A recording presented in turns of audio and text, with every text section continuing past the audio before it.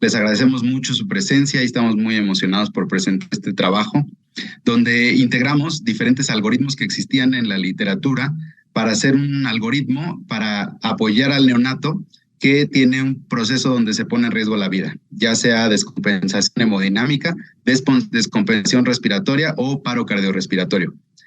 Para esto, conjuntamos un equipo de gente que está haciendo hoy en día ultrasonido en México y poco a poco fuimos refinando este algoritmo que utilizamos en el programa que existió en el Hospital Infantil de México Federico Gómez y estamos muy contentos de presentarles los resultados. Inicialmente yo les voy a platicar un poquito de dónde surgió el algoritmo y de la parte cardíaca. Posteriormente, la doctora Alejandra Sánchez, que todos la conocen, es nuestra secretaria en la mesa directiva y es una talentosa neonatóloga, maestra en ciencias, que también hace ultrasonido pulmonar.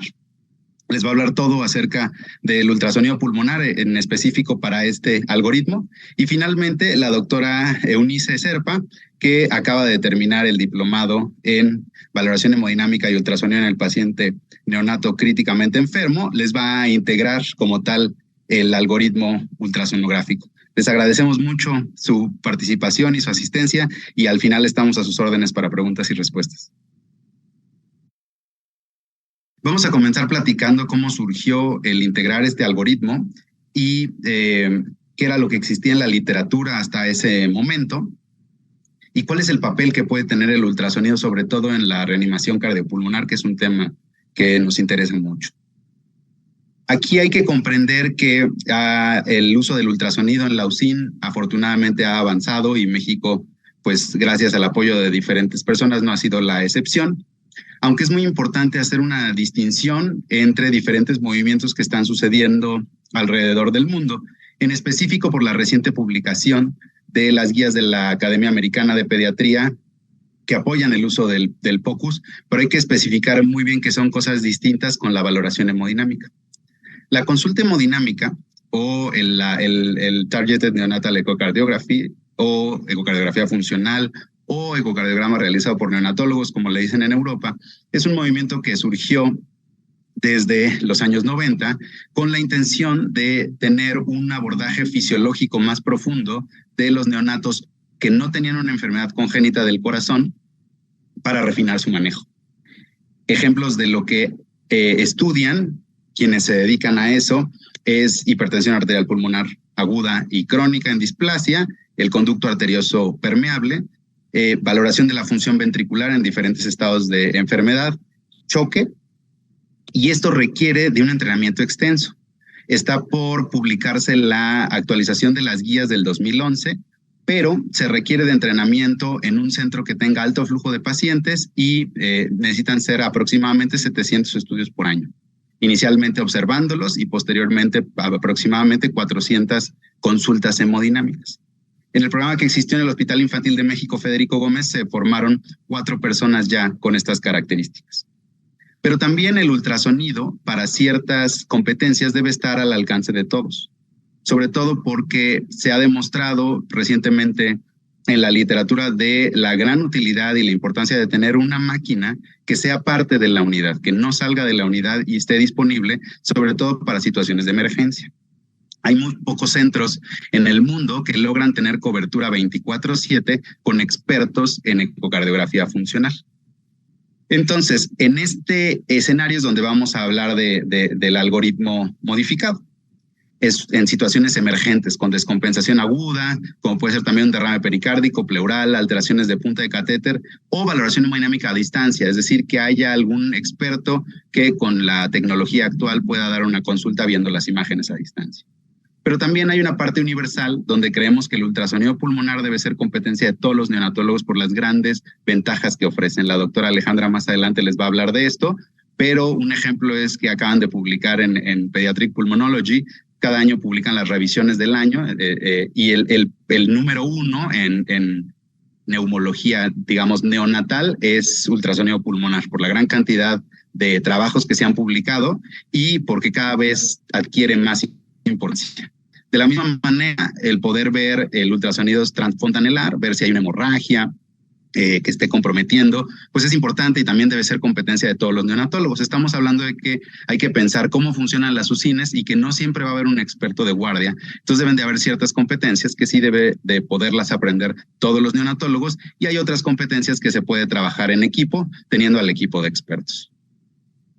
En reanimación neonatal siempre pensamos en ultrasonido, generalmente en los cuidados post-reanimación, o también en la reanimación que a pesar de estar haciendo maniobras extensas, no logramos recuperar, ¿no? Entonces, como ustedes pueden ver en el algoritmo que todos ustedes conocen, al final, por ejemplo, la parte de neumotórax, como les va a platicar la doctora Alejandra, el ultrasonido hoy en día debe ser considerado como el estándar de oro para diagnosticar neumotórax. Pero hay diferentes puntos durante la reanimación para verificar la frecuencia cardíaca, para verificar la intubación y para verificar complicaciones posterior en una reanimación extensa, donde el ultrasonido puede ser de mucha utilidad. Como les digo, en general tenemos el concepto del ultrasonido post-reanimación. Aquí les pongo un ejemplo de diferentes algoritmos en medicina de adultos que se utilizan después de una reanimación exitosa y cómo nos puede ayudar a tratar de encontrar la causa de este paro cardiorrespiratorio. El primer algoritmo que utilizamos para integrar el nuestro es publicado por la doctora Ashraf Karrat y el doctor Amish Jain, son buenos amigos, donde algo que es muy común en nuestras UCINes de referencia o en centros de alto flujo es que tenemos pacientes con catéteres y muchas de las complicaciones súbitas se asocian a catéteres. Entonces aquí ellos proponen su primer algoritmo donde hay un neonato con una descompensación súbita y tiene un catéter puesto y lo categorizan en paro cardiorrespiratorio, y aquí inmediatamente ellos son personas que hacen ecocardiografía funcional, pues está el concepto de tener el ultrasonido disponible para ver si hay un tamponade o no. Y de ahí también lo dividen en descompensación hemodinámica o descompensación respiratoria. Y aquí también es muy importante que haya un ultrasonido y se introduce el concepto del ultrasonido sin especificar que tiene que haber un experto todo el tiempo. Simplemente lo importante es que exista la herramienta y sepamos cómo utilizarlo en estas situaciones de manera súbita. ¿Cuál era el modelo anterior? Pues había que interconsultar al experto. En este caso, pues, por ejemplo, en un tamponade a cardiología. Las fotos son del 2011, para que se den una idea, fueron tomadas con una BlackBerry, por eso tienen no muy buena definición cuando comparamos lo que nos ofrecen los teléfonos inteligentes de ahora, pero bueno, este era el teléfono inteligente en ese entonces. Pero ¿qué pasaba? Sospechábamos que podía existir esta complicación y teníamos que llamar a alguien más, que tenía que venir de otra parte del hospital y tenía que venir cargando con su equipo. Aquí en las imágenes pueden ver al doctor Villatoro, que le mandamos un gran saludo a Guadalajara, que en ese entonces era residente muy responsable y que nos ayudaba mucho. Y en este caso específico, pues se pudo rápidamente contar con su experiencia y con su valoración para poder rápidamente detectar un tamponade y drenarlo. Sin embargo, pues esto no es el constante en nuestras unidades, como todos ustedes lo saben. Posteriormente, de las grandes ligas del ultrasonido pulmonar, en Pediatric Research se publicó este artículo importantísimo del uso del ultrasonido pulmonar en la UCIN con aplicaciones diagnósticas y funcionales, y hablan del protocolo SAFE desarrollado sobre todo por la doctora Nadia Youssef. Y ya aquí podemos ver cómo hablan de hacer una ecocardiografía enfocada para ver si detectamos alguna alteración en la contractilidad o tiene un tamponade, y si no, vamos a ir a ver el deslizamiento pleural. Si hay deslizamiento pleural, pero encontramos ciertos datos e integramos un derrame lo suficientemente grande como para que esté comprometiendo a nuestro paciente, pues en ese momento lo podemos drenar. Y si no detectamos deslizamiento pleural, vamos a ver todas las reglas para diagnosticar un neumotórax que les voy a explicar la doctora Ale, y podemos diagnosticar esto rápidamente, realmente en segundos, y drenar este neumotórax si es lo que nos está comprometiendo. Recientemente se publicó la ampliación del protocolo SAFE, que le llaman SAFER, donde agregan la búsqueda de una aorta abdominal pulsátil para detectar si hay cuestiones congénitas u obstrucciones de la aorta. encontrar líquido libre abundante en abdomen, también imágenes básicas para detectarlo en abdomen y detectar si hay una hemorragia intraventricular severa. Nosotros esta parte de acá creemos que es muy importante, sin embargo, no nos lleva a una acción inmediata, como sí nos lleva a una acción inmediata todo esto que está de este lado. Y también en la literatura hay muchos reportes de caso donde se ha llegado a utilizar el ultrasonido para la reanimación cardiopulmonar. Aquí les pongo del doctor Rodríguez Fanjul 2 casos, en uno donde se detectó hipovolemia y en el otro se detectó neumotórax, u otro reporte de caso donde se detecta neumotórax a tensión como la causa de paro cardiorrespiratorio. Y aquí viene la tercera intervención importantísima, que es todo el trabajo que ha hecho el doctor Rodríguez Fanjul, como parte del reporte de estos casos donde se utilizó el ultrasonido para la reanimación. Aquí ven nuestro algoritmo de reanimación neonatal y en qué momento podría entrar de manera muy importante el ultrasonido. En un primer paso, después de realizar los pasos correctivos para mejorar la ventilación y ahora encontrar una frecuencia cardíaca menor a 100, ver el corazón. Y esto nos va a demostrar si hay gasto cardíaco efectivo y ver si hay contractilidad o si hay asistolia real. Y el segundo paso va a ser después de la reanimación avanzada, después de las compresiones torácicas y las dosis de adrenalina, ver el ultrasonido cardíaco para descartar tamponade, hipovolemia y hacer el ultrasonido pulmonar para detectar si hay un neumotórax. Y también del grupo del doctor Rodríguez Fanjul hicieron el Delivery Study, donde demostraron cómo el ultrasonido es muy similar a la auscultación para detectar frecuencia cardíaca. Entonces es una herramienta que es muy importante como complemento y ahorita vamos a ver también por qué. Los adultos tienen esto muy bien establecido, sobre todo en reanimación cardiopulmonar en el área de urgencias. Existe la gran ventaja de que ellos pueden hacer ecocardiografía transesofágica y eso permite hacer todas las maniobras, sobre todo si es en un paciente intubado, y poder ver el corazón por detrás.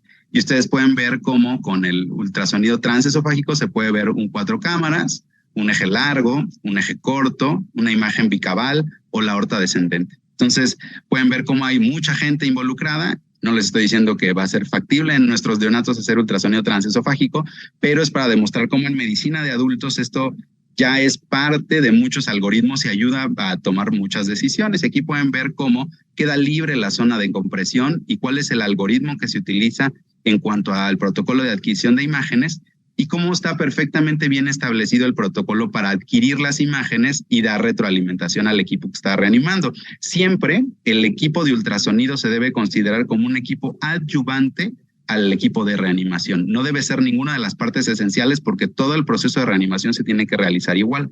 Y algo que es muy importante es que vean cómo ya aquí que está bien estandarizado, se guardan las imágenes, porque lo que pasa mucho en nuestro medio de neonatología es que muchas veces queda el reporte de caso y las imágenes. Ahora con los teléfonos inteligentes es más fácil porque siempre hay algún curioso ahí grabando, pero es muy importante tener un protocolo donde se tengan las imágenes para poder hacer el debriefing y para poder hacer retroalimentación y ver en qué se puede mejorar.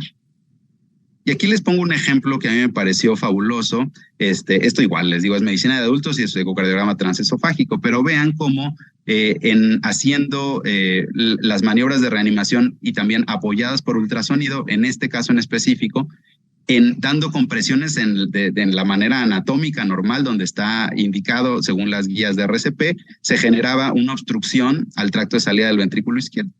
Y posteriormente, corrigiendo la posición de donde estaban dando las compresiones, mejora y mejoramos la calidad de las compresiones. Entonces, a mí esto me dejó muy impresionado de cómo sí debe ser en algún momento factible pensar que el ultrasonido nos puede ayudar a mejorar nuestra reanimación.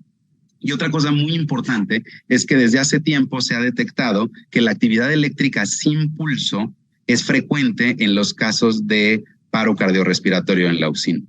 Inicialmente, en modelo animal, en un modelo de asfixia, se dieron cuenta que el 43% de 54 cerditos que tenían un trazo de frecuencia cardíaca estaban en actividad eléctrica sin pulso.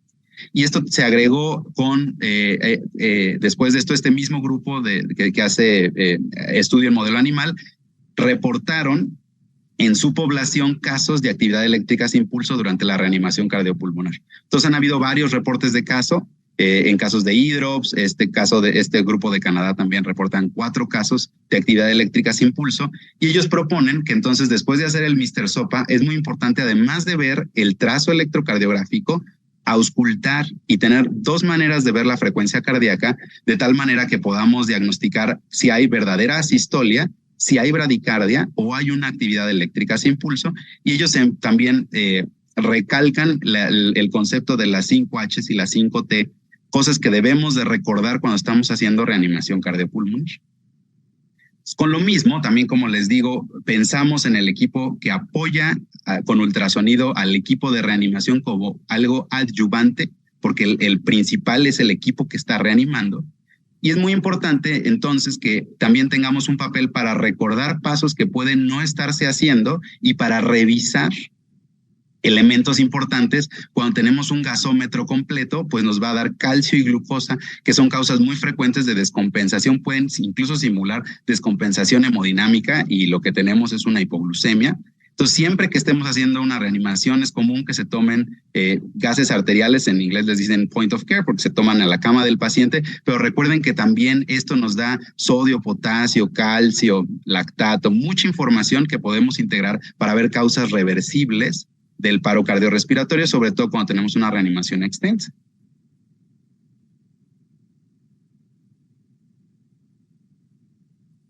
Y aquí, pues nosotros utilizamos mucho el programa ACORN con los pasos centrales, con los core steps para organizar el manejo del recién nacido, y pues también eso lo incluimos en el algoritmo. Y aquí está nuestro algoritmo, donde hay un neonato con deterioro súbito, y lo vamos a clasificar, como pudieron ver en los diferentes algoritmos, en paro cardiorrespiratorio, inestabilidad hemodinámica o descompensación respiratoria. Rápidamente podemos verificar intubación y como pueden ver todo esto de pida ayuda, ver la vía aérea, oxígeno, monitorización, todo esto lo hace normalmente el equipo de reanimación, pero nosotros al llegar como un equipo que ayuda, podemos doble checar y ayudar a ver que no se nos pase ninguno de estas cuestiones que no son ultrasonográficas, son clínicas, pero es parte de integrar el ultrasonido en el abordaje clínico del paciente. La doctora Eunice les va a integrar ya bien todo después de que veamos la parte cardíaca y respiratoria. Pero bueno, este es el algoritmo. Aquí hay un código QR donde pueden acceder a él. A través de la biblioteca médica de la UNAM, pueden acceder al artículo con texto completo y pronto estará el video publicado. Entonces, en un neonato, aquí esta es una imagen del libro de ultrasonido pulmonar. Son las áreas donde normalmente exploramos al pulmón, pero bueno, imaginando que tenemos un neonato que estamos reanimando, tenemos una área de compresiones que no queremos tocar y va a estar la vía aérea ocupada. Entonces, si tenemos un equipo completo con dos ondas, una lineal y una convexa, podemos ver que el tubo está en su lugar, podemos ver las características del parénquima pulmonar y podemos explorar el corazón desde abajo, subcostal. Eso nos permite que las compresiones se puedan seguir efectuando mientras nosotros vemos el corazón. También en este mismo algoritmo lo presentamos de dos maneras, haciéndolo con un equipo de alta tecnología, pero también haciéndolo con una sonda lineal económica. La única diferencia es que aquí, para ver el corazón, sí se tienen que detener las compresiones, no lo podemos hacer porque la vista es justamente en el área torácica. Aunque recientemente se han desarrollado otras sondas también relativamente económicas que tienen dos cabezas. Entonces aquí también podríamos seguir la misma dinámica respetando el área de compresión.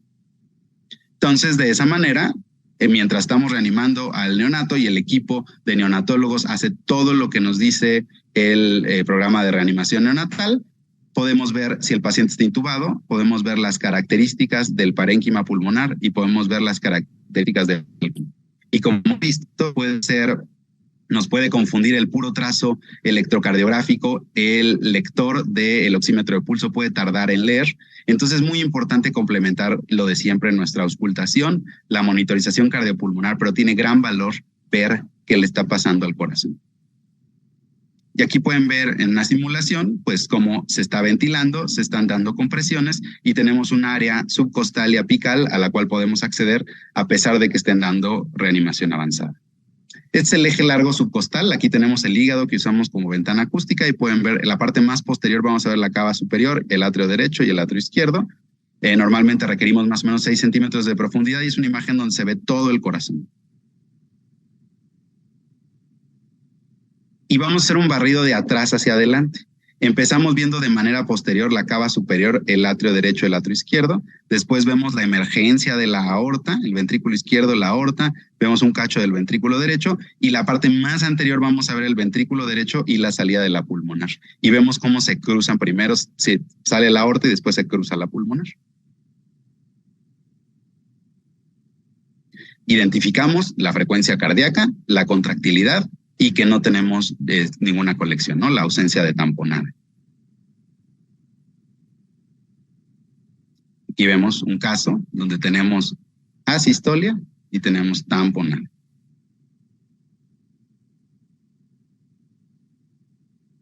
Otro ejemplo, tenemos asistolia, pueden ver cómo se están dando las compresiones torácicas, pero no tenemos tamponada. Entonces, podemos diagnosticar, ayudarle al equipo a decir, verdaderamente tenemos asistolia absoluta, no tenemos que detener las maniobras, no hay que estar confundidos con el trazo eléctrico, se pueden seguir las maniobras sin interrumpir. Y también tuvimos un caso donde se estaba ventilando al paciente, el monitor marcaba 80, pero no había contractilidad efectiva, es un caso de actividad eléctrica sin pulso. También podemos ver este otro caso, es una arritmia, al final fue una taquicardia ectópica de la unión, pero podemos ver que además de tener una frecuencia cardíaca arriba de 200, pues vemos claramente arrítmico el corazón. Le podemos aplicar color, normalmente con una escala de 60 a 70, y nos ayuda a ver también el cruce de los grandes vasos y que la salida tanto de la aorta como la pulmonar no vemos, vemos la salida libre, no vemos obstrucción a la salida izquierda ni derecha, ni vemos una cosa que se llama aliasing, que son como cuadritos de diferentes colores que se ve cuando se acelera. Ahorita les voy a enseñar. Entonces aquí podemos ver la salida de la aorta sin obstrucción y la salida de la pulmonar sin obstrucción. Aquí les pongo un caso donde pueden ver cómo los dos grandes vasos no se cruzan. Se pueden ver en paralelo en un solo plano. Aquí pueden ver un vaso y otro vaso en un mismo plano. Y aquí en el eje largo vean como de la aorta salen dos ramas. Entonces una transposición de grandes arterias. Siempre importante, el papel de nosotros como neonatólogos es, en el caso de que hay una descompensación súbita en el abordaje inicial, siempre tenemos que contar con un equipo de cardiología pediátrica que nos apoye. O también obstrucción del tracto de salida del ventrículo derecho o izquierdo. Aquí pueden ver la gran aceleración que hay en la parte aórtica, en un caso de coartación aórtica. En este caso pueden ver lo mismo, cómo se hace este mosaico de colores y no se identifica la salida de la pulmonar. Es un caso de atresia pulmonar, la CIB y la atresia pulmonar. O también en este caso donde pueden ver que hay una obstrucción a la salida de derecha y fue un caso de embolismo aéreo.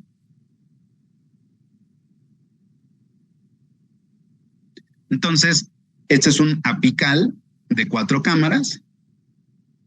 Aquí pueden ver el atrio derecho, la válvula tricúspide, el ventrículo derecho, el septo interventricular, el atrio izquierdo, la válvula mitral y el ventrículo izquierdo, y podemos valorar que hay una contractilidad normal.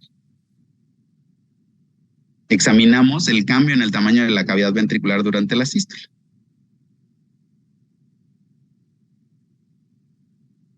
Y una manera de poder tener un número es el TAPSI y el MAPSI. Entonces, como el corte ecocardiográfico que creemos que se puede enseñar es este de 4 cámaras y se puede hacer un modo M tanto en la tricúspide como en la mitral.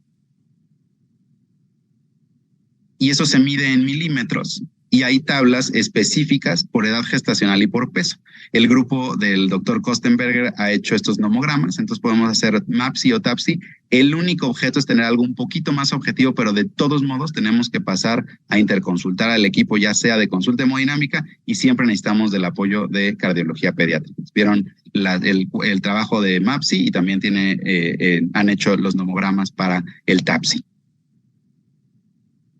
Ahora, si no tenemos un equipo sofisticado y tenemos una sonda lineal económica, también podemos ver, pero aquí sí lo que podemos ver es un eje largo. Esto se hace en el tórax. La doctora Eunice les va a explicar bien cómo, pero vean cómo aquí lo que identificamos es el ventrículo derecho, el septo interventricular, el ventrículo izquierdo, el atrio izquierdo, el pericardio, la aorta descendente y la válvula mitral.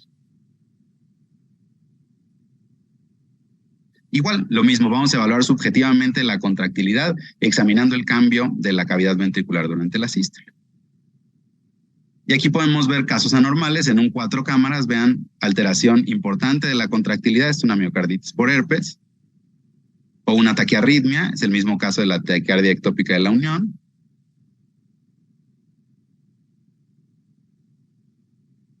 O un corazón con volumen insuficiente, pero con contractilidad normal, incluso medio hipercontráctil, contra un corazón con volumen insuficiente con contractilidad normal. Este es el caso del embolismo aéreo.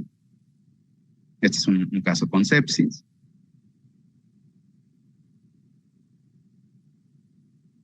O ver si hay el crecimiento de alguna de las cavidades. Aquí podemos ver el corazón izquierdo sobrecargado con contractilidad normal, o otro caso con dilatación evidente de las cavidades derechas, pero con alteración en la contractilidad.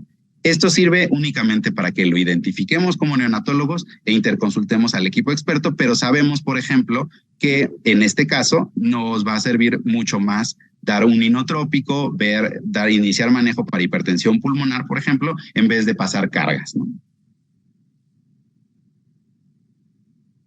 O un caso de tamponada, donde también es muy importante que si hay tiempo puede estar el equipo con más experiencia y se haga el procedimiento guiado por ultrasonido, pero en casos donde pone en riesgo la vida, pues se debe de hacer inmediatamente, y el hecho de tener el ultrasonido ahí, pues también permite que se haga el procedimiento guiado. O sea, aquí tenemos un caso de tamponade que tenía compromiso hemodinámico importante, que se drenó.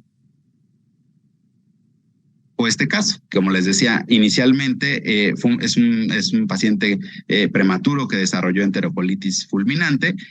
Inicialmente estaba con una frecuencia de 80 en el monitor, pero pues no había contractilidad efectiva, estaba con actividad eléctrica sin pulso, se iniciaron las compresiones y después durante la reanimación se fue guiando la reanimación y un poquito el volumen y las aminas que se utilizaron con el ecocardiograma. Ahora, un ejemplo con la sonda lineal. Es un paciente que llegó después de 2 semanas de vida con un cuadro que se clasificó inicialmente como sepsis con foco pulmonar. Nosotros no encontramos mucho en los pulmones, se veían bastante limpios. Sin embargo, a la hora de ver el corazón, vean, hay un corazón muy dilatado, con mucha alteración en la contractilidad. Entonces, esto nos alerta inmediatamente, hacemos un ecocardiograma y pudimos ver que el gran problema de este paciente era una coartación aórtica. Y este caso es bonito porque cómo nos puede confundir el desenlace clínico. Este paciente llegó a urgencias y lo trataron con volumen y con un inotrópico. Entonces, inicialmente mejoró. Al haber mejorado con volumen inotrópico y le pusieron un antibiótico y ahí vieron algo en la placa que la verdad es que no era nada, y se integró que era una neumonía. Nosotros vimos con ultrasonido, descartamos que hubiera un proceso neumónico, pero este paciente se había descompensado porque traía una coartación, ¿no? Acá pueden ver un tamponade visto con la sonda portátil. Vean cómo podemos identificar que había mucho volumen de líquido y además era un neonato con compromiso hemodinámico. Y es un catéter desplazado y lo que drenamos fue nutrición parenteral. La aorta descendente es importante en estas vistas porque todo el líquido que está sobre la aorta descendente generalmente corresponde a derrame pericárdico y pues, también es muy importante ver qué rodea, y todo lo que está por debajo de la aorta descendente puede ser derrame pleural. Es el caso donde les digo, es un paciente que regresa de quirófano en paro cardiorrespiratorio. Vemos asistolia, no hay tamponade. Rápidamente vemos que el tubo está en su lugar y que con la ventilación hay artefactos, entonces no hay neumotórax. El pulmón del otro lado, igual vemos que hay artefactos con la ventilación. Vemos cuando regresa a la circulación espontánea.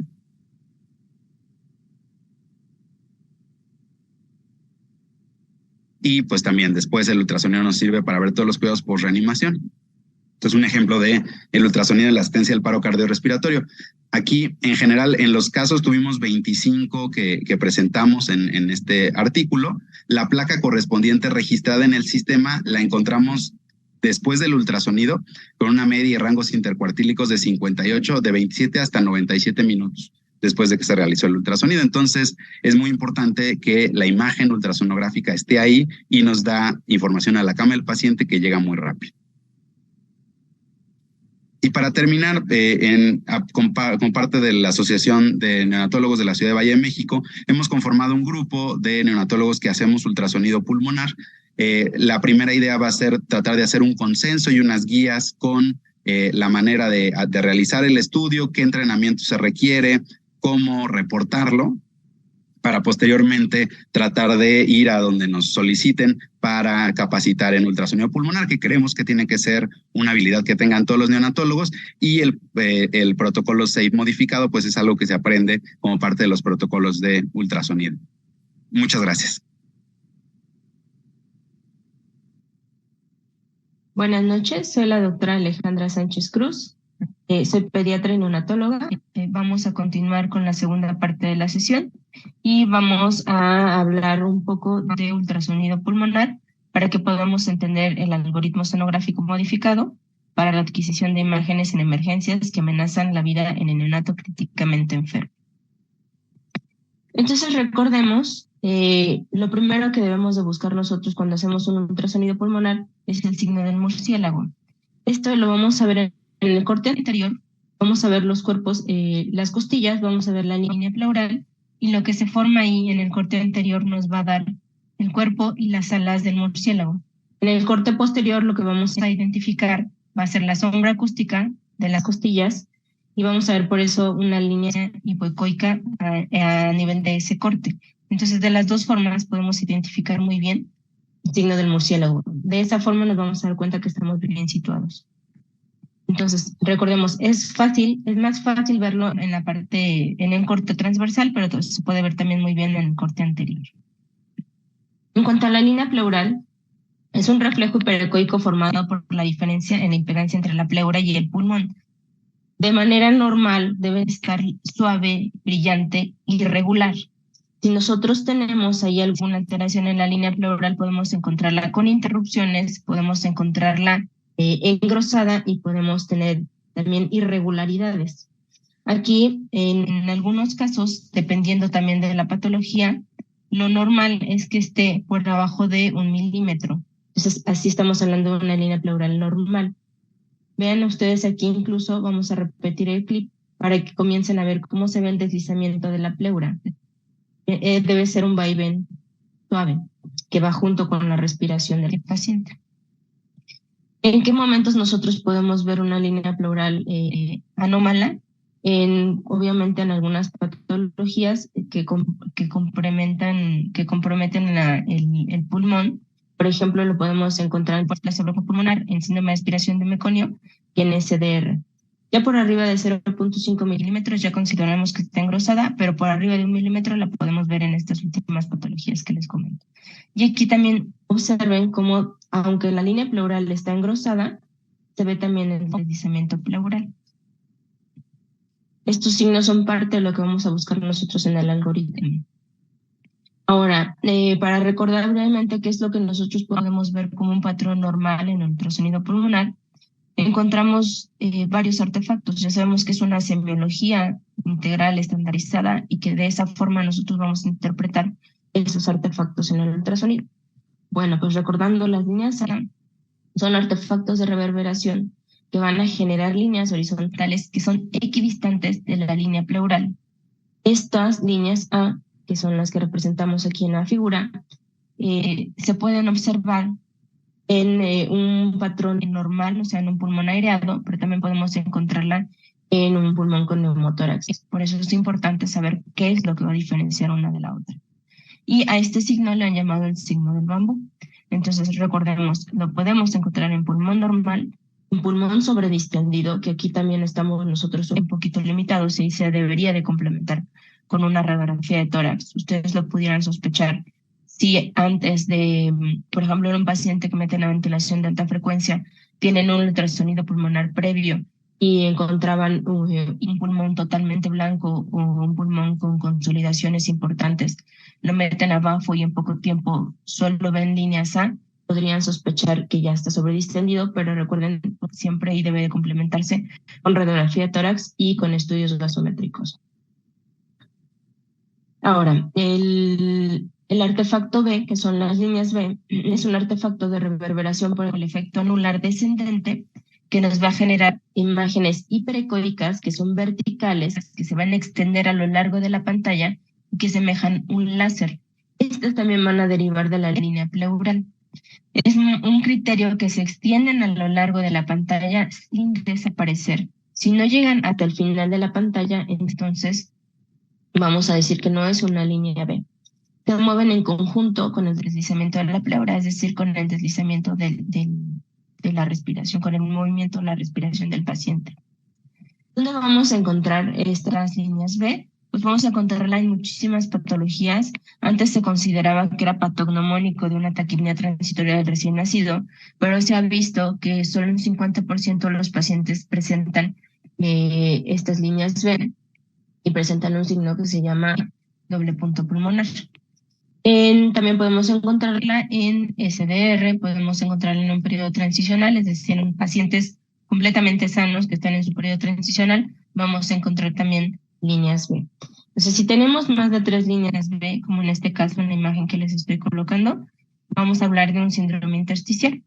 Si nosotros sospecháramos de un neumotórax y encontramos esto, pues descartamos inmediatamente que estemos ante un neumotórax, porque recuerden que les dije, ¿dónde vemos las líneas A? En un pulmón aireado y en un pulmón con neumotórax o en un pulmón sobredistendente.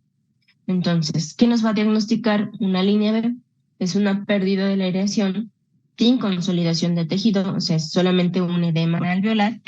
Y también esto depende, podemos tener un edema alveolar leve, un edema alveolar moderado, lo que hablamos de un síndrome intersticial, porque ya tenemos más de 3 líneas B, o un edema pulmonar severo, y en este caso las líneas van a confluir tanto que nos van a dar la imagen de un pulmón blanco. Aquí nada más quiero que en este video observen ustedes igual el deslizamiento de la pleura. Estamos viendo acá arriba, tenemos líneas A.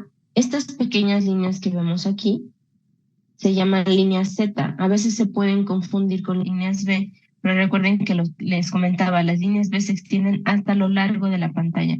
Y las líneas Z son solamente un artefacto pequeño que se forma por la pleura visceral y por la pleura parietal. Y lo que vamos a ver, voy a regresar nada más porque todavía no les quiero poner el neumotórax, es en el modo en movimiento en un pulmón aireado, lo que vamos a ver es este signo, que se llama signo de la playa. Se ve en modo en movimiento, vemos las olas, que es la parte superior del pulmón que corresponde a esta parte. Esta línea de aquí corresponde a la línea pleural que estamos viendo acá en el modo en movimiento, y todo esto de acá abajo corresponde al parénquima pulmonar. Entonces vamos a ver este signo de la playa o de las olas de mar, en un pulmón que esté aireado normalmente. Ahora, como les comentaba, la línea pleural se puede ver engrosada y se puede ver irregular, entonces ahí estaríamos hablando que es una línea pleural anormal. Vamos a ver aquí también el mismo deslizamiento pleural que habíamos visto, aunque aquí vemos que se ve un poco disminuido. Y si tenemos líneas B en un número extenso, se va a perder totalmente el número, la cantidad de líneas B que nosotros podamos contar, y nos va a dar la imagen de un pulmón blanco. Entonces aquí estamos hablando de líneas B coalescentes y de un edema alveolar severo. Ahora, el otro artefacto que vamos a observar nosotros en el ultrasonido van a ser las consolidaciones. Las consolidaciones pueden ser de distintos tamaños. De manera arbitraria, se consideró que mayores de 0.5 milímetros eran ya más grandes que lo que se consideraba como una consolidación subpleural. En este caso, por ejemplo, estamos con un paciente con displasia broncopulmonar, vemos igual la línea pleural engrosada y se observa una consolidación pequeña. O ya ahorita llamamos un broncograma aéreo, pero pues obviamente los términos algunos autores los consideran de una forma y otros de otra forma, pero es el mismo significado. ¿Dónde vamos a ver entonces consolidaciones? En atelectasias, en pacientes con neumonía, en hemorragias pulmonares, en aspiración de meconio. También podemos encontrarlas en el CDR. Muy importante recordar, por eso siempre, el contexto clínico de nuestro paciente, la historia clínica y los estudios de gabinete que tengamos en ese momento para hacer el diagnóstico integral. En este caso, una consolidación que sea más grande, van a desaparecer las líneas A y vamos a observar el parénquima pulmonar como una región similar al tejido hepático. Es decir, si nosotros ocupamos la escala de grises del ultrasonido pulmonar, vamos a ver totalmente gris ese clip o esa imagen de una consolidación. Y podemos tener también imágenes desiguales en forma de cuña que van a representar el borde de las consolidaciones. ¿Qué quiere decir esto de aquí? Entonces les decía, la línea pleural se rompe, es decir, desaparece, hay disrupción de la línea pleural. Vamos a ver la imagen en cuña, que es el borde de la consolidación. Vemos también aquí adentro un puntillo blanco, que es el broncograma aéreo. Si lo tenemos en una consolidación, en una telectasia, pero podemos ver un poco más fluido eso. Si tenemos una consolidación ya bien formada, podemos ver que es un broncograma más estático. Aquí también un signo importante que vamos a ver un poco más adelante también en el algoritmo es el pulso pulmonar. A veces podemos tener una consolidación tan grande que veamos que el pulmón está latiendo y que parece que está latiendo junto con el corazón. Esto es la transmisión del latido cardíaco y le llamamos pulso pulmonar. También podemos encontrar en consolidaciones que a lo mejor no sean tan grandes, disminución del deslizamiento pleural. Entonces les decía, todo depende del tamaño de la consolidación. Este es un paciente que tenía en ambos pulmones tenía consolidaciones, pero lo que quiero que vean es como en una parte tenía una consolidación muy grande, que precisamente borraba totalmente la línea pleural, no se observa nada, no observamos líneas A, no observamos líneas B. Vemos aquí que tiene broncograma también y vemos incluso cómo pulsa, cómo parece que está latiendo junto con el corazón. Entonces es una consolidación de gran tamaño. Y en este mismo paciente también observamos en la parte lateral del pulmón. Aquí recuerden, es lateral porque vemos los arcos intercostales, vemos la sombra acústica, vemos la línea pleural que también se ve irregular, sobre todo aquí en esta zona, que precisamente esto es una consolidación pequeña. Y obviamente aquí también vemos que tiene nuestro paciente líneas B, que son confluyentes y nos dan prácticamente una imagen de pulmón blanco. Eso es para que vean cómo podemos tener una consolidación de gran tamaño y también consolidaciones pequeñas. Y la causa, pues obviamente les comento, depende de la historia clínica de su paciente, de los datos clínicos y de los estudios de gabinete también con los que ustedes cuenten. Aquí igual en otro caso tenemos el pulso pulmonar. Cuando tenemos un pulmón areado, igual si nosotros encontramos un pulso pulmonar, entonces debemos sospechar que nuestra cánula endotraqueal esté pasada. Vamos a regresar un poquito el video para que empiecen a poner atención desde el principio. Vean cómo la línea pleural parece que está pulsando. No se ve el deslizamiento en vaivén de un pulmón que esté deslizándose adecuadamente. Esta técnica la voy a explicar un poco más adelante en la doctora Eunice, pero aquí lo único que quiero que vean ustedes es cómo aquí observamos en esta imagen el tubo endotraqueal está pasado, se retrae el tubo endotraqueal y entonces el pulso pulmonar va a desaparecer. ¿Y qué es lo que encontramos cuando desapareció el pulso pulmonar? Vimos una imagen de neumotórax. Entonces, este es un caso que está precisamente en el artículo donde se realiza esta maniobra de retirar el tubo endotraqueal y ahora lo que se observa es el neumotórax. Y lo que vemos precisamente en movimiento es este signo de código de barras que confirma nuestro diagnóstico. Obviamente aquí ya se tuvo que hacer lo pertinente para resolver el neumotórax en nuestro paciente. Entonces vean una vez más cómo se ve el pulso pulmonar. Tenemos ahí ya la imagen también del neumotórax. Se retiró el tubo endotraqueal que se vio que estaba pasado. Desaparece el pulso pulmonar y lo que vemos en movimiento es el signo de código de barras. Ese sí es patognomónico y no neumotórax. Entonces, así de esta forma podemos proceder a resolver lo que está poniendo en peligro la vida de nuestro paciente. Este es otro paciente en el que les quiero precisamente también ejemplificar cómo podemos ver un pulso pulmonar, pero con una atelectasia. Este paciente era un prematuro de 26 semanas de gestación que había llegado igual a la usina en el hospital donde yo trabajo. Y de momento se le pasó el surfactante porque tenía criterios para la aplicación de surfactante, pero en minutos posteriores a ello empezó a tener deterioro ventilatorio, empezó a saturar, pero sin alteraciones hemodinámicas. Este es nuestro pulmón del lado derecho, esta es la parte anterior superior, inferior anterior y lateral. Quiero que vean de todas maneras cómo observamos datos de CDR, la línea pleural engrosada, irregular, broncograma aéreo, una imagen del pulmón blanco prácticamente en la parte superior anterior, en la parte inferior anterior los mismos hallazgos. Aquí vemos un poquito del hígado, por eso se ve de esa forma. Y en la parte lateral vemos igual línea pleural engrosada, irregular y pulmón blanco. Y observen ustedes el lado izquierdo. Entonces, prácticamente se mete ahí un poco la imagen del corazón, pero vemos todo esto en escala de grises. No vemos una línea pleural, no vemos líneas A y no vemos líneas B, no vemos un pulmón blanco. Vemos una imagen totalmente en escala de grises y vean por ahí de repente se mete la imagen cardíaca y se ve incluso cómo está contrayéndose el corazón. Y en la parte lateral igual, totalmente. No vemos línea pleural, vemos una imagen totalmente en escala de grises. Entonces lo que sospechamos es que el tubo endotraqueal estaba pasado. Igual, vamos a ver un poquito más adelante cómo se ve esa imagen si lo ponemos a nivel del cartílago cricoides. Entonces ahora, lo que hicimos fue retraer el tubo endotraqueal. Esto es lo que les había mostrado anteriormente, pero quiero que hagan la comparación de cómo inmediatamente nosotros hicimos el acomodo de la cánula endotraqueal, la situamos como donde debería de estar porque estaba pasada, y vean cómo casi instantáneamente empieza a airearse el pulmón y nuevamente empezamos a ver la línea pleural.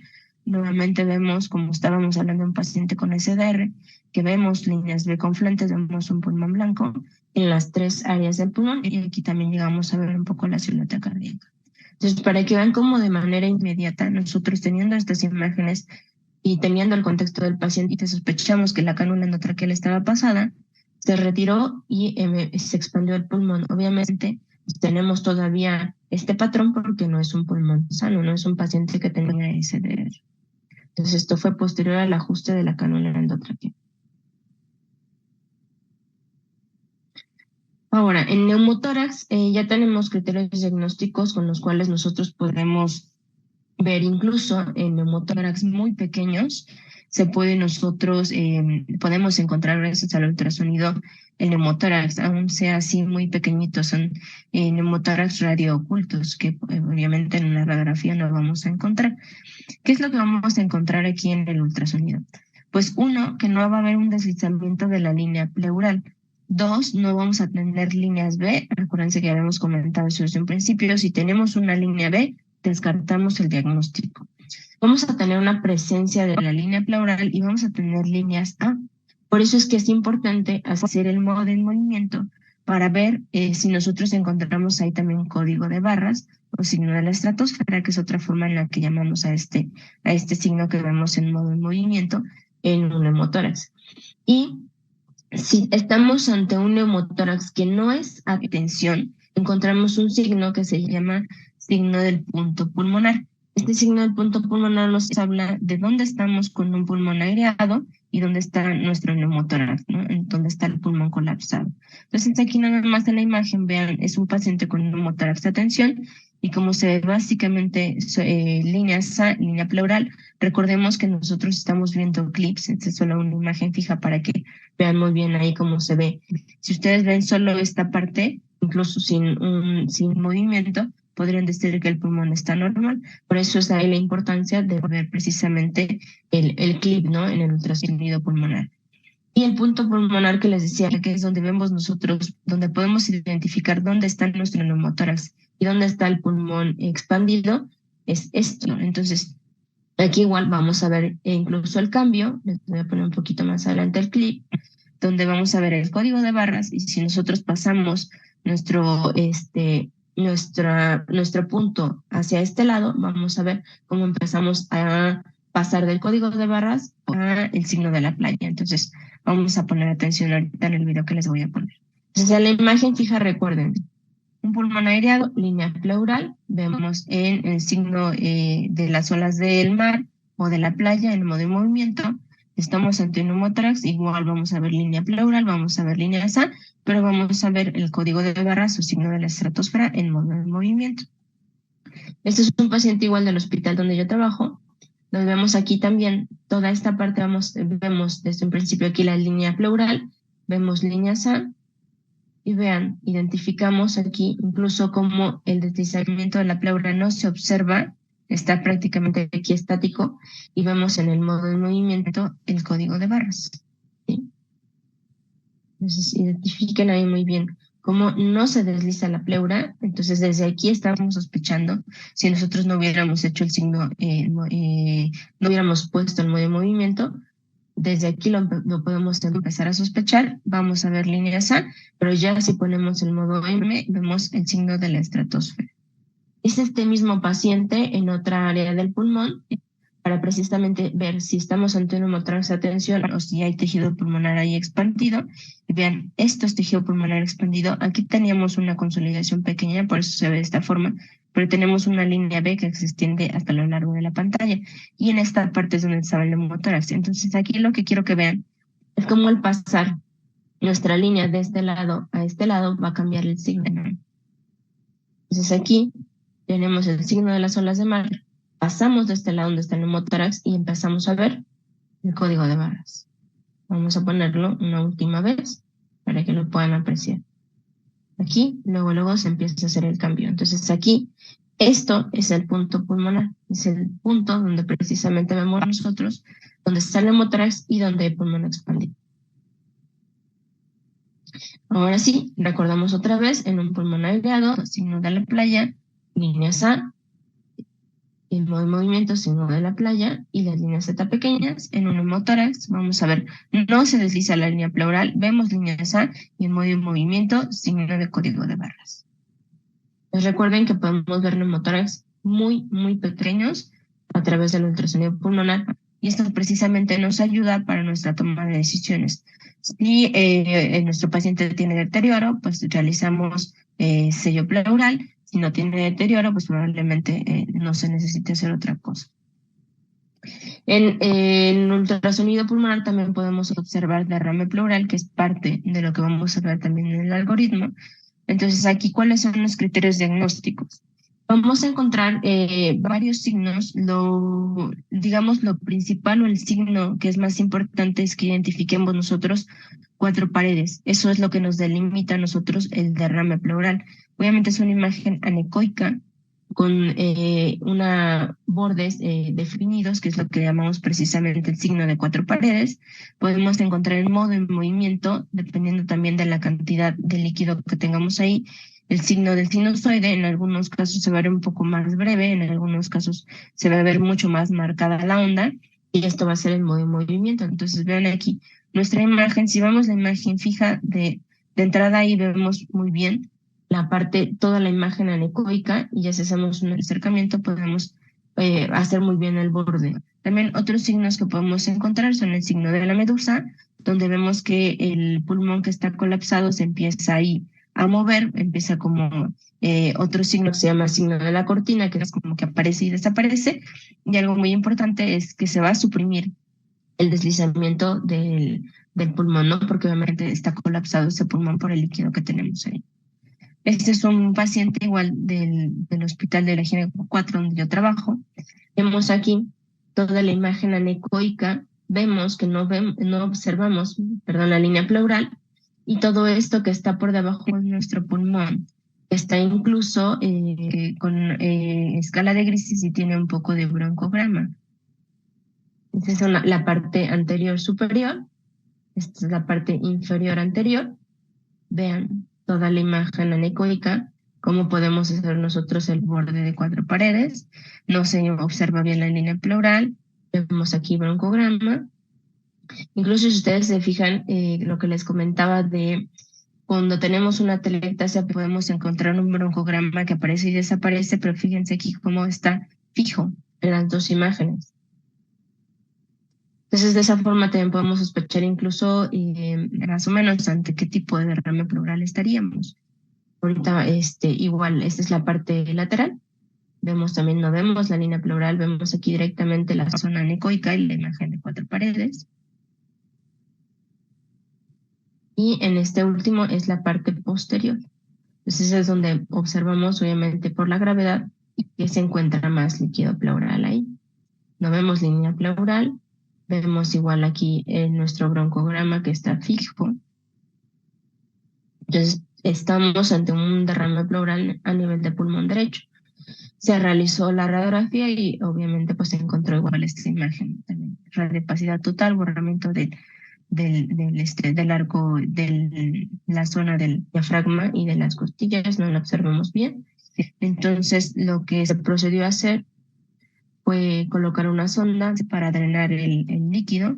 Aquí nada más quiero que vean el pulmón del lado izquierdo, cómo se observaba, y precisamente lo que les decía, que podemos incluso nosotros de cierta forma decir que nuestro derrame en este caso pues parece un derrame paraneumónico, porque observen todo el pulmón del lado izquierdo también no era un pulmón sano, era un pulmón con una línea pleural ligeramente engrosada, teníamos también líneas B, teníamos algunas líneas A, entonces teníamos síndrome intersticial severo en las 3 zonas de nuestro pulmón izquierdo.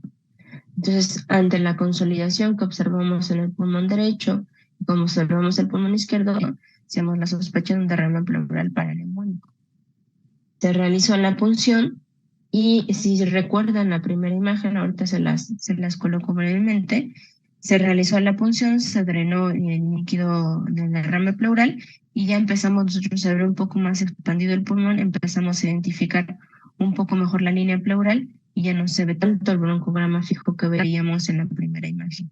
Esta es la parte lateral donde observamos lo mismo, un poco menos ya del líquido pleural y empezamos a ver que se empieza a identificar un poco más la línea pleural. Entonces, nada más para que recordemos un poquito cómo se veía, que eran estas. Entonces, vean, como después del derrame ya empezamos a identificar un poco más la línea pleural. Incluso empezamos a ver en la última parte hasta líneas B. Entonces, aquí es después esto, ya después de la punción. Entonces, vean, línea pleural y ya vemos una imagen ahora sí de pulmón blanco. Y de este lado incluso empezamos a ver línea pleural y empezamos a identificar líneas B, obviamente también todavía con consolidación. Y pues esperemos en breve podamos mostrarles el video del artículo del algoritmo precisamente donde se explica paso a paso cómo se realiza. Pues vamos a continuar con la doctora Eunice para que nos explique ella todo el contexto ya del algoritmo, ya con todo el background que tienen ustedes que dimos el doctor Daniel Ibarra y yo. Y al final responderemos sus preguntas con mucho gusto. Buenas noches, mi nombre es Eunice Valeria Serpa Maldonado, soy pediatra y neonatóloga y muchas gracias por la invitación. El día de hoy yo les voy a hablar sobre el algoritmo sonográfico modificado para la adquisición de imágenes en emergencias que amenazan la vida en el neonato críticamente enfermo. Este estudio se acaba de publicar, nosotros lo realizamos en el Hospital Infantil de México y bueno, nos basamos en que en el 2018 la doctora Nadia Youssef publicó el protocolo SAFE, Sonographic Algorithm for Life-Threatening Emergencies. Este protocolo nos permite el abordaje del neonato con una descompensación súbita y esta puede ser respiratoria y o hemodinámica. Sin embargo, ha habido otras aplicaciones, tanto en la sala de partos con el doctor Rodríguez Fanjul y la atención durante el paro cardíaco. El objetivo de este estudio fue describir el uso del protocolo SAFE, adaptando la asistencia al paro cardíaco y agregando cortes ultrasonográficos para verificar intubación e incluyendo la toma de calcio y glucosa. Fue un estudio observacional retrospectivo de serie de casos donde se incluyeron todos los casos en los que se usó este protocolo, determinando la etiología de la emergencia y llevando a cabo una intervención de enero del 2019 a julio del 2022 en el Hospital Infantil de México. Durante este estudio se realizó un algoritmo para la adquisición de las imágenes, que es el siguiente. Este es el algoritmo del neonato con deterioro súbito. En total, durante todo el periodo se hicieron 1,045 estudios ultrasonográficos, de los cuales 25% correspondieron al protocolo, correspondiendo a un 2,3%. Vamos a ir describiendo paso a paso cómo se tomó el algoritmo y cómo es la secuencia de adquisición de imágenes. Para esto se necesitan transductores ya sean lineales o microconvexos o sectoriales. De los lineales tenemos dos tipos, el que es el palo de hockey y el otro es lineal, ya sea uno para un ultrasonido de gabinete o para un ultrasonido portátil. Y dentro de los microconvexos tenemos tanto de 12 a 4 MHz o de 6 a 8 y pueden ser también sectoriales. Iniciando con el algoritmo, cuando tenemos un paciente neonato que se deteriora, lo principal va a ser pedir ayuda, ya sea si tenemos algún equipo de ultrasonografistas en nuestra unidad o algún compañero. Es importante verificar la vía aérea, la oxigenación, monitorización cardíaca y la gasometría para corroborar cómo está tanto el calcio como la glucosa. Posteriormente vamos a ver la verificación de la intubación. Tenemos que ver el adecuado deslizamiento pleural con la ventilación y la ausencia del pulso pulmonar. Para yo identificar la intubación orotraqueal, voy a colocar mi transductor lineal a nivel del cuello de la membrana cricofaringea. En esta vamos a colocar la escotadura viendo hacia la derecha de mi paciente y vamos a identificar por debajo de la membrana cricoidea los dos lóbulos tiroideos y por debajo vamos a ver la tráquea y vamos a ver esta imagen que va a ser una imagen de doble riel que va a corresponder a la adecuada intubación orotraqueal y vamos a ver que nos da sombra acústica posterior. Del lado derecho inferior de mi pantalla voy a visualizar el esófago. Cuando el esófago no tiene una sonda orogástrica o que esté ahí, vamos a verlo totalmente colapsado. Sin embargo, en este caso podemos observar también que tiene una sombra acústica y que tiene una doble imagen o imagen de riel que nos está hablando que aquí hay una sonda orogástrica. Posteriormente, el algoritmo vamos a ir de lo más grave a lo menos grave. Aquí vamos a tener el paro cardíaco. Entonces, cuando tenemos la presencia de un paro cardíaco, pues lo fundamental es iniciar la reanimación neonatal avanzada. Nunca se quitan las maniobras por hacer el ultrasonido, siempre se hacen primero las maniobras y cuando hay una ventana de oportunidad se hace ya el ultrasonido. Hay que asegurar una adecuada ventilación y iniciamos nuestro algoritmo, vemos si mi frecuencia cardíaca es menor de 60 y ahí es donde se sugiere verificar la frecuencia cardíaca y la contractilidad para descartar una actividad eléctrica sin pulso. Entonces, ¿cómo lo vamos a lograr? Pues como vimos anteriormente, primero vamos a ver si mi paciente está intubado, que tenga una adecuada intubación. Y posteriormente vemos que haya deslizamiento pleural con la ventilación. Posteriormente vamos a ver y verificar la contractilidad, descartar la presencia de un tamponade y ver que no tenga una actividad eléctrica sin pulso. Para esto vamos a ocupar una vista subcostal. Vamos a ocupar el transductor ya sea microconvexo o sectorial, lo vamos a colocar a nivel del apéndice gifoides, abajito, y la escotadura tiene que ir más o menos a las 5 de la tarde. Es importante que en su ultrasonido, en su equipo, pongamos un modo o preset que sea cardíaco y viene la opción de arriba a abajo. Posteriormente, pues vamos a identificar las estructuras y en esta imagen nosotros podemos detectar cómo está el corazoncito y está rodeado de puro líquido. Este paciente tenía la presencia de un tamponade. Esta ventana es la que más se recomienda durante el paro porque permite que nosotros podamos estar evaluando durante las compresiones. Aquí tenemos el ejemplo de cómo estamos viendo en nuestro corazón durante las compresiones cardíacas.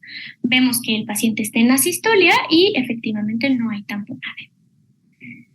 Posteriormente vamos a ver este mismo paciente en la misma ventana en donde ya tenemos retorno a la circulación. Continuando con nuestro algoritmo, nuestro paso número 3 va a ser la inestabilidad hemodinámica.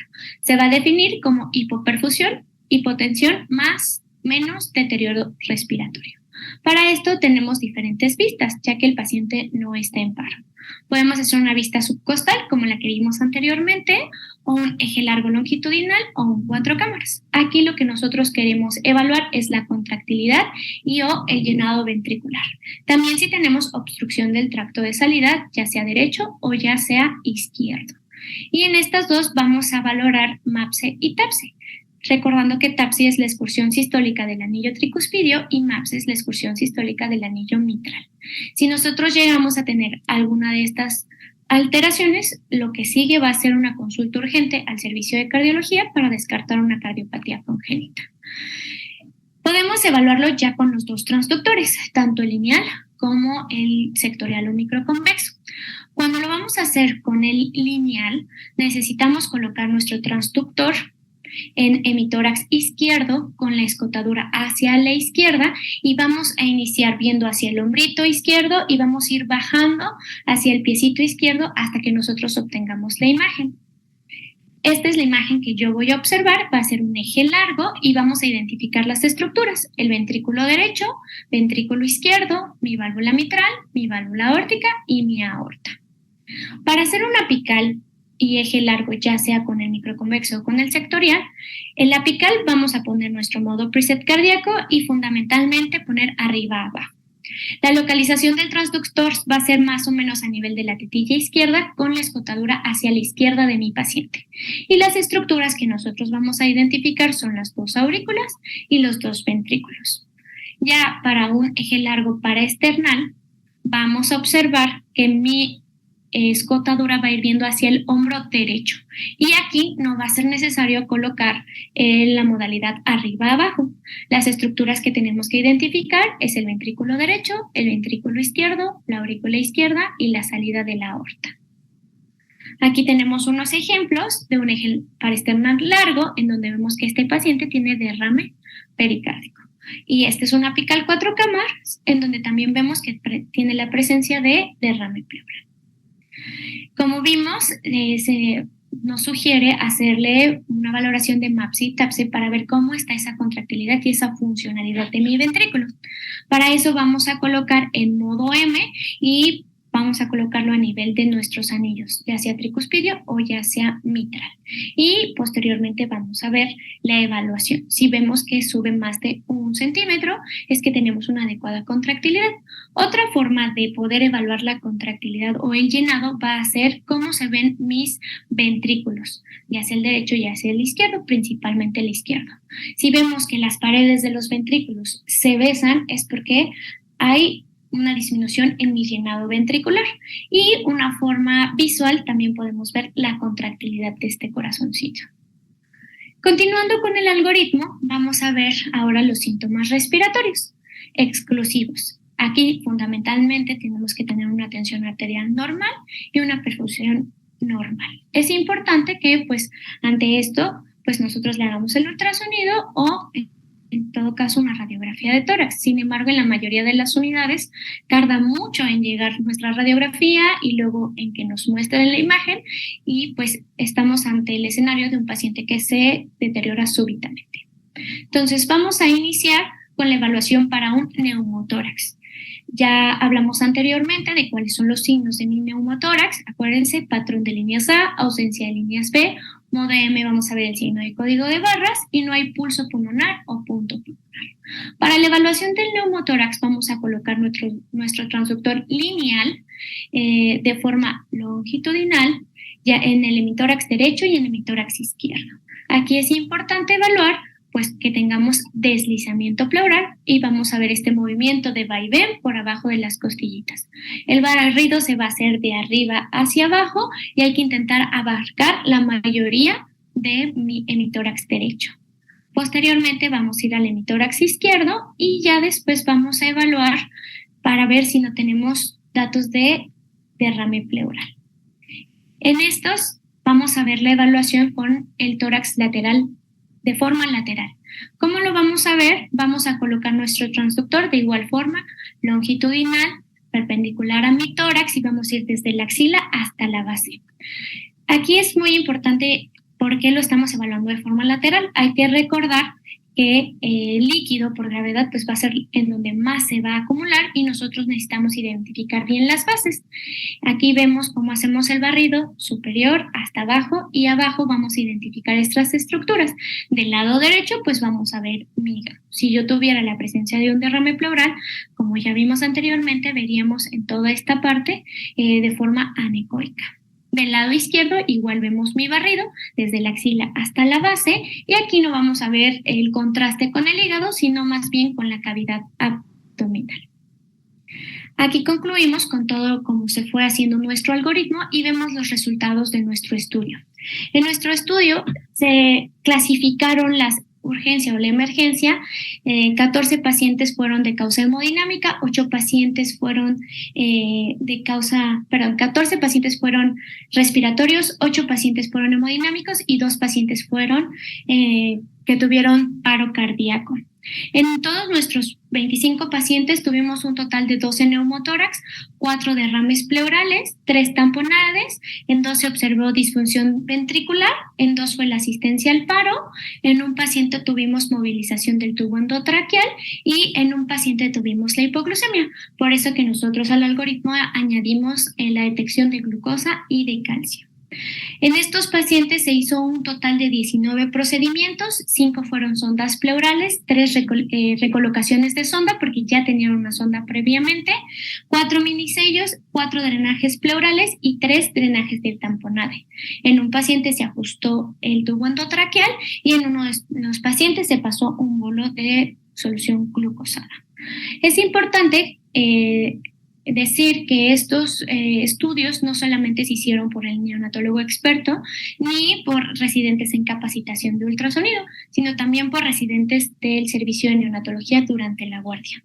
En total se hicieron 8 estudios por el neonatólogo experto, 12 pacientes fueron revisados junto con el experto, pero fueron hechos por un residente y 5 pacientes fueron exclusivamente hechos por residentes durante la guardia. Y bueno, como conclusión, pues la implementación de un protocolo de atención ante la descompensación aguda en el neonato críticamente guiado por ultrasonido es factible, ayudando a identificar y actuar ante la emergencia que ponen en riesgo la vida. Y bueno, debido con la factibilidad de este estudio, puede ser enseñado a residentes en formación, lo cual pues permite lograr la atención oportuna, sobre todo cuando estos eventos ocurren durante la guardia. Somos el equipo de ultrasonografía del Hospital Infantil de México que se formó el año pasado y pues muchas gracias por su atención.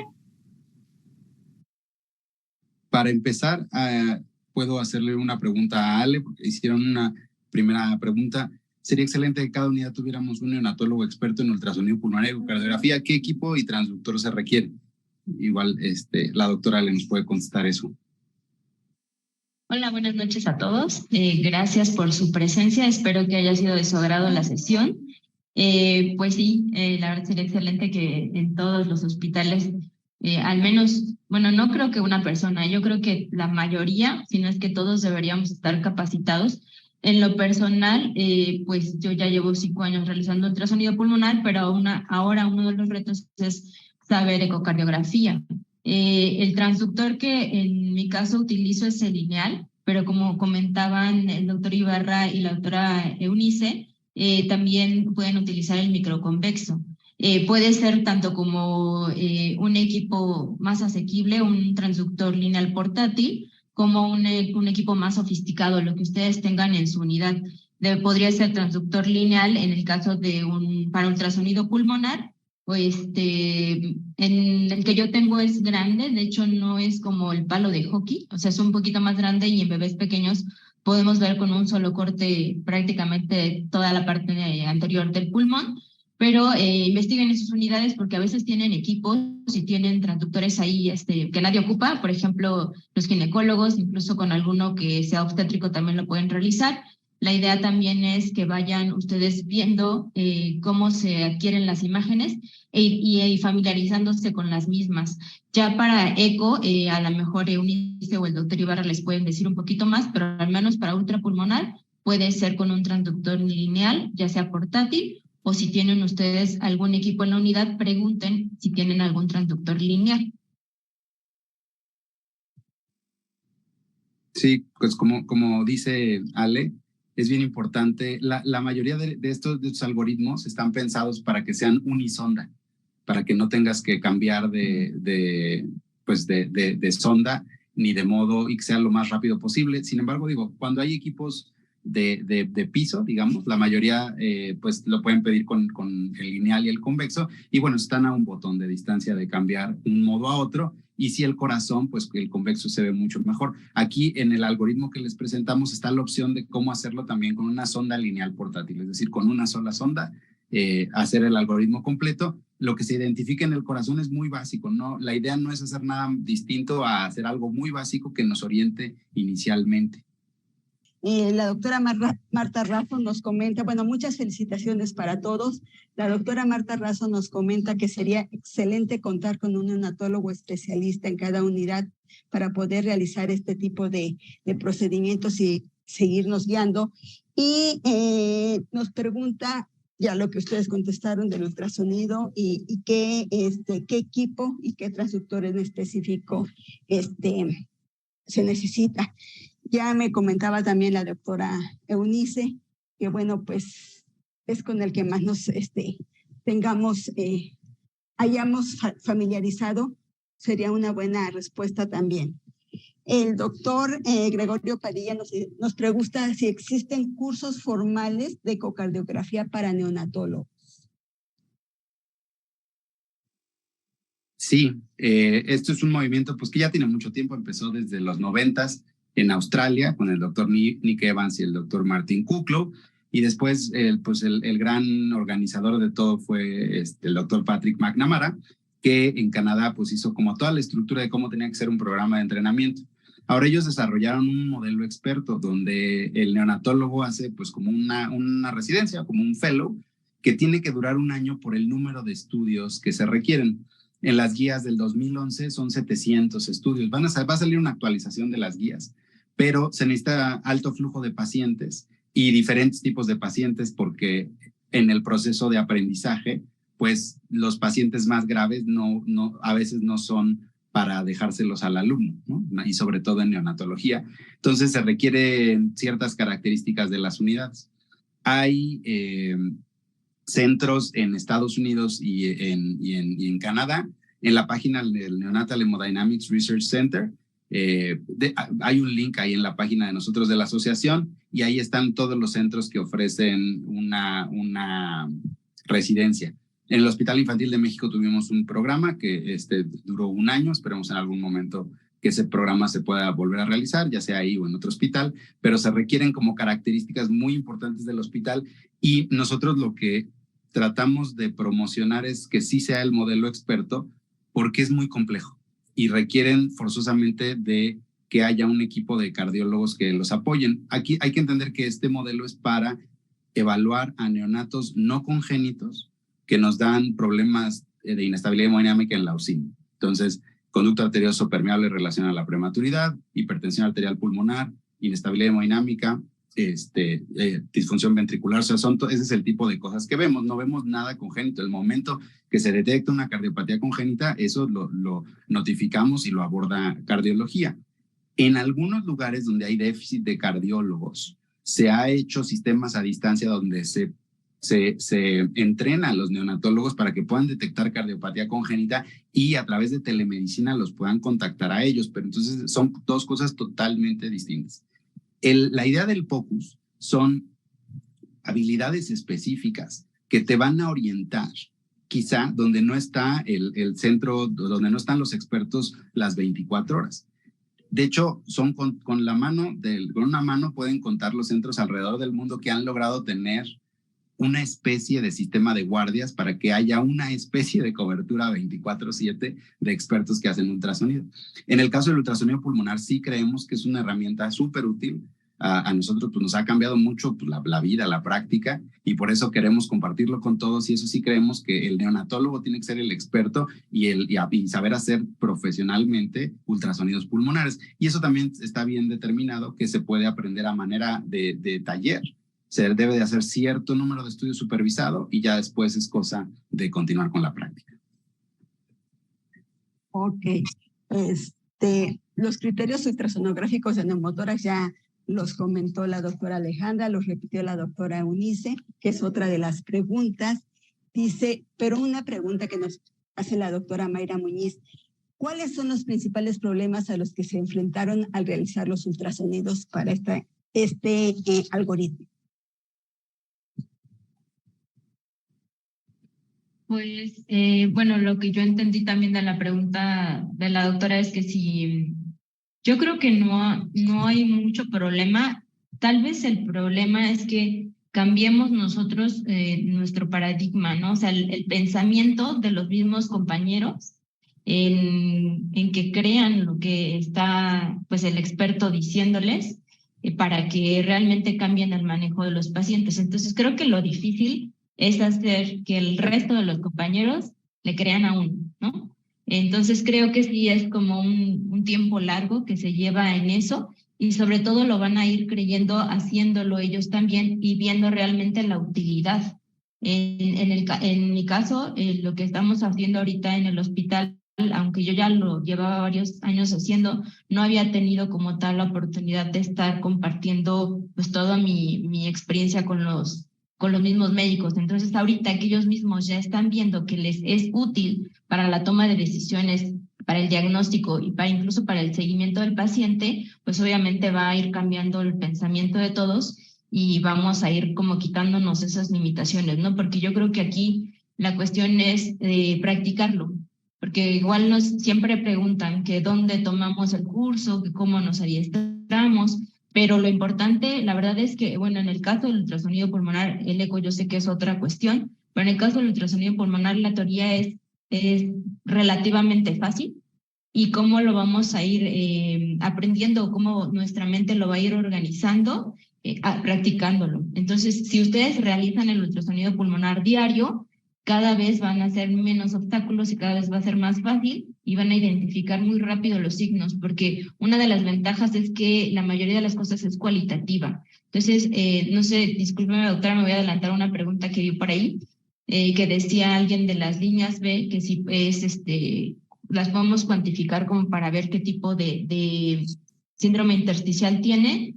Le habíamos comentado igual en este caso, Dani sabe algo un poquito también más como de otro programa donde cuantifican las líneas B, pero en este caso igual podemos hacerlo de manera fácil. Si son más de 3 líneas B, es síndrome intersticial. Si son líneas B incuantificables o líneas B que cualecen, es un edema alveolar severo. Y igual, a ver si ahorita nos dice Dani del otro programa donde se pueden cuantificar un poco más esas líneas B.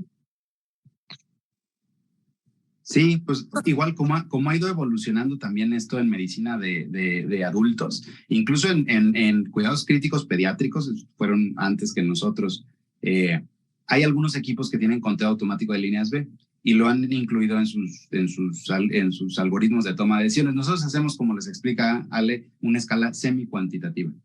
Cuando estamos viendo pacientes con cardiopatía y lo que queremos, o sea, bueno, con flujo pulmonar aumentado y lo que queremos ver es el número de líneas B, ahí sí hay que cambiar un poquito la escala que usamos, porque la escala tradicional donde usamos 0, un pulmón negro deslizante, es decir, líneas A, 1, contiene blanco y negro, es decir, tiene líneas B pero separadas, 2, un pulmón blanco o 3, gris o consolidación. Eso es lo más sencillo y la verdad es que en la mayoría de los estudios ha demostrado que contra escalas extendidas funciona mejor la escala esta que la más básica.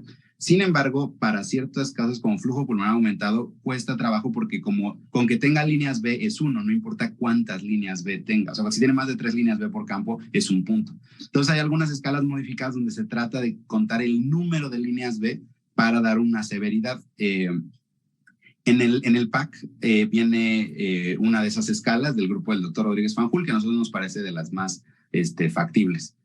Y en algún momento quizá se va a poder desarrollar cosas más automatizadas y como de inteligencia artificial para nuestros neonatos. El primer paso es introducir la técnica y usarla, porque finalmente para el point of care los neonatólogos no somos mucho blanco de la industria, digamos. Entonces, como les dice Ale, pues, cuando nos ven a cualquiera de nosotros haciendo un estudio, siempre tenemos como la filosofía de decirle al compañero, mira, ven, te voy a explicar, hazlo tú, o mire, cuando tengas un paciente así te puede servir. Entonces la idea es compartirlo. Lo que queremos nosotros es que esto lo sepa hacer todo el mundo, y porque le cambia la vida a los bebés. Nosotros no ganamos nada con esto, nosotros no cobramos un ultrasonido extra ni nada, pero hemos visto el resultado y cómo nos cambia, y podemos de verdad en ciertas situaciones ayudar y salvar la vida de un bebé que tiene una situación crítica. Entonces por eso queremos esparcirlo. En algún momento, conforme vaya incrementando el interés de las industrias y de los ingenieros que hacen programas de ultrasonido, se van a hacer cosas más específicas para neonato. En Estados Unidos y Canadá, pues yo sé de muchos programas donde empresas que están desarrollando ultrasonidos portátiles y así, pues ya los ven a ellos como para que lo empiecen a probar en sus usinas. Nosotros tenemos que empezar con pasos de bebé, y lo primero es hacerlo. También creo y considero importante que hagamos un equipo junto con los médicos radiólogos y los médicos cardiólogos de nuestro hospital. Dejar muy en claro que la valoración por el neonatólogo no viene a sustituir la valoración que hace el cardiólogo o que hace el médico radiólogo, sino es parte de una atención integral al recién nacido, y en caso específico del algoritmo es responder una pregunta que se está generando el neonatólogo cuando nuestro paciente se descompensa, que es útil, que está a la mano y que es fácil de aplicar. Así es. Bueno, pues siguen las felicitaciones, y en varios de los comentarios hacen ver la importancia de tener esto dentro de la formación del residente de neonatología. Es algo muy importante lo que comentaba la doctora Ale Sánchez, de hacer conciencia en todos los compañeros de la importancia que tiene dejarnos guiar por este tipo de algoritmos. Y pues nos siguen preguntando aquí, ¿realizan ecocardio para ver respuesta al inotrópico? Sí, ahora eso sería como parte del modelo experto, y ahora Eunice es experta y no lo puede contestar. Exacto. Sí, efectivamente, lo que es una valoración hemodinámica, que es lo que requiere de un diplomado o de un fellow más extenso, se puede valorar la respuesta al inotrópico, e inclusive vemos toda la valoración hemodinámica o funcional del paciente. Lo anatómico, y cuando sospechamos de cardiopatías congénitas, nuestro gran apoyo es el cardiólogo, pero en caso de lo funcional es por una valoración por expertos. En mi caso, por ejemplo, fue todo un año, y es importante todos los estudios que se tienen que realizar porque sí se requieren de habilidades un poquito más avanzadas para poder realizar todo el protocolo de obtención de las imágenes y poder analizarlas. Se supone que pues tendríamos que hacer aproximadamente más de 700 estudios de valoración hemodinámica para poder decir que tenemos la habilidad para poder hacer esta valoración de expertos. Entonces, de forma inicial o durante el algoritmo, difícilmente se puede valorar o aprender a valorar la respuesta al inotrópico, porque ahí sí tenemos que medir. El algoritmo está hecho para que visualmente nosotros veamos la contractilidad, descartar un tamponade, ver el llenado ventricular, pero no medimos nada, no vemos los flujos, no vemos índices de pulsatilidad, no vemos algo más medido. Entonces ahí sí se requiere forzosamente pues un entrenamiento más prolongado. Ahora, a veces la pura vista del corazón te dice, este niño no le tengo que pasar cargas. Entonces, otra cosa que sí, digamos, algo quizá un poquito más básico del POCUS, y todo esto está en desarrollo. Conforme salgan más estudios, quizá se va a demostrar que una serie estructurada de pasos ecocardiográficos se puede enseñar de manera rutinaria a todos los neonatólogos. Esto es poco a poco. Por el momento, pues sí creemos que es algo complejo y hay que tratar cualquier situación que nos vaya a llevar a errores. Pero el hecho de ver el corazón y de verlo inicialmente te tira completamente, ya después de que ves muchos neonatos con inestabilidad hemodinámica, te quita completamente la idea de líquido, dopa, dobuta, adrena, noradrena, o sea, hidrocortisona, sino que muchas veces pues sabes que este bebé, y que la gran mayoría, por ejemplo, algo que es una gran verdad es que la gran mayoría la respuesta no es líquido. Al contrario, el líquido puede ser problema. No necesitamos tanto volumen, necesitamos cierto tipo de inotrópicos y necesitamos ver qué le queremos hacer a las resistencias sistémicas, qué queremos hacer con las resistencias pulmonares, si tiene hipertensión pulmonar o no. Entonces, esto va a ir poco a poco, pero sí, al ser la técnica ecocardiográfica es muy compleja. Entonces no es sencilla de aprender, no se puede aprender en un taller, no se puede aprender en un simulador y después querer hacer decisiones con los pacientes.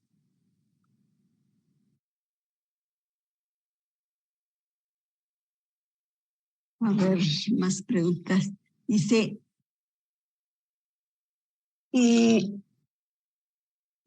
comentando, haciendo un poquito más énfasis en la renuencia que muchas veces nos encontramos entre los mismos compañeros para ir abriéndonos a realizar este tipo de estudios, pero dice, inclusive la falta de cooperación en prestarnos el aparato de ultrasonido si no lo tenemos en nuestra unidad.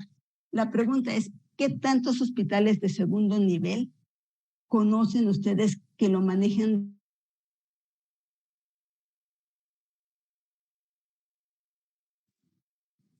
Bueno, pues no todos cuentan con un equipo, pero como comentábamos en el algoritmo, está diseñado para poderse realizar con un ultrasonido portátil que es accesible, o sea, es fácil de poder comprar y se puede desarrollar todo el algoritmo, por ejemplo, con un transductor lineal, que sería el portátil.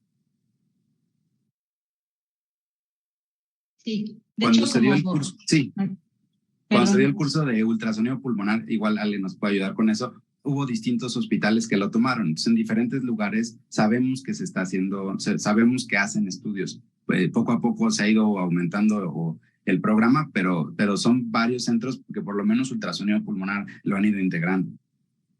Sí, de hecho, justo antes de la pandemia, pues empezamos a dar el curso a diferentes estados, hospitales de segundo nivel, de tercer nivel, y como dice Dani, sí da mucho gusto que sí hay varios compañeros que lo están replicando, que ya lo ocupan en su día a día, y creo que también ahí lo importante sería que realmente, digo, sé que no sería lo correcto, pero, por ejemplo, en mi caso, yo, y en el caso creo que de Daniel y de varios compañeros, nosotros adquirimos nuestro equipo pues, propio y ya el hecho de que varios compañeros vean que lo utilizamos y que nos sirve, también nos va animando. Y digo, obviamente lo que deberíamos de hacer es que nuestras autoridades nos apoyen y vean, ¿no? Que hay un cambio en el paciente que realmente sí sirve, sí nos ayuda, tanto para diagnosticar como para tratar, como para pronóstico del mismo paciente. Entonces, ojalá en un futuro no tan lejano, en todas las unidades exista algún ultrasonido que podamos tener ahí a la mano y que nos sirva precisamente como en estos casos para el paciente descompensado y como dice Daniel, que no sea como una receta de cocina, ¿no? Y hacerle esto, si yo no le hice esto, sirve esto. Entonces, tener un panorama más amplio y lo mismo que dice Unice, ir de la mano con radiología, con cardiología y con los médicos neonatólogos que están a cargo del paciente. Pero creo que sí, ya, de hecho, por ahí alguien puso en un comentario que en Campeche también hacen ecocardiograma y ultrasonido pulmonar, y sí, yo sé que en otros estados también lo están realizando. Entonces, ojalá que pues pronto ya en todos los estados de la República lo vayamos replicando. Y pues lo que hacemos nosotros, creo que ya desde hace varios años, es dar también las pláticas y talleres. Entonces, si gustan, si quieren, pues invítenos y nos vemos por ahí, por donde estén ustedes.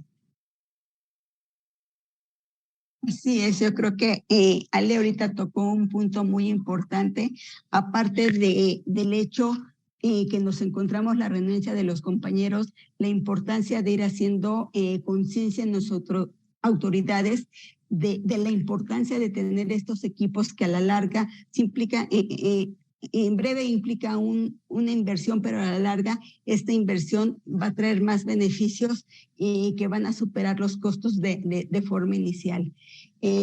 Otra pregunta, ¿en el neonato es confiable la colapsabilidad de la cava para decidir la administración de volumen? No, o sea, no es un parámetro que se use como en otras edades mayores. La valoración de la volemia que hacemos es muy, digamos, es subjetiva porque es únicamente cualitativa, pero es muy fácil viendo el flujo de las cavas y viendo el volumen de los ventrículos para darnos cuenta si el problema es volumen o no. Y como les decía, casi nunca es volumen, pero como medida estandarizada, la colapsabilidad de la cava todavía no se ha incluido en los protocolos porque no hay ningún estudio que demuestre su utilidad para guiar el volumen. En la gran mayoría de los neonatos, el problema es otro y también te ayuda a quitarte como muchos estigmas, como que siempre tiene que haber volumen para que inicies un inotrópico y pues no. No sé si Eunice nos quiera comentar algo de eso. Pues igual tengo el mismo dato que no es tan confiable como en la población, sobre todo pediátrica, que es parte de otros protocolos como el RUSH, en donde sí ven la colapsabilidad de la cava, pero pues en todos los protocolos es ver cómo están el llenado ventricular, y sobre todo que no se junten las paredes del ventrículo y no haya esto de paredes o ventrículos vejándose, que es lo que nos permitiría observar si el problema de nuestro bebé es un poquito más de volumen.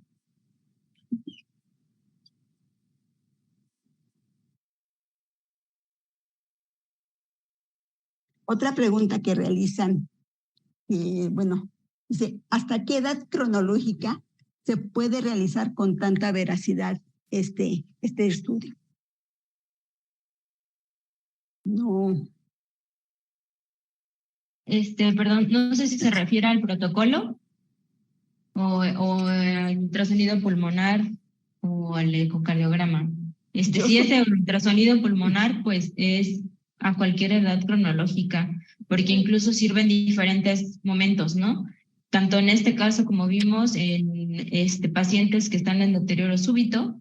En el caso del ultrasonido pulmonar nos sirve para ver SDR, para ver neumonías, para ver atelectasias, para ver hemorragias pulmonares, neumotórax, derrame pleural de cualquier causa, para ver pacientes con displasia broncopulmonar y que tienen deterioro.